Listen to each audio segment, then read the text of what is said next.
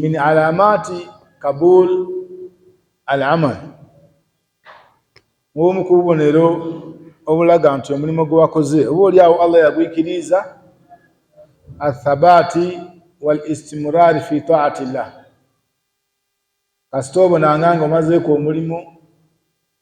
wasigala ku mulamwa ogw'okola emirimu Allah gye yakulagira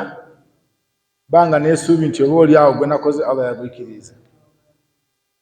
aye buli lwobonanga olemereirwa okola emirimu emirungi baada al-ibada oluvannyuma lwa ibada obanga n'obweraliikirivu nti aye ddala omulimu gwange Allah yagwikiriza n'olwekyo tulina okuyozaayoza imwe aba kitegeera nti Allahu yubad fi Ramadan wa fi ghairi Ramadan ndi Katonda asinzibwa mu Ramadhani ate n'omulala oyo era alina okusinzibwa nga Ramadhani eweereko kubanga eri emikwano gyaife banaife nga bo bayirayo balinda Ramadhani bayire Allah wanabanga akabakumi kyokka nga bazana garanti eraga nti banaabaawo nga balamu saba Allah atunoereze ku idiini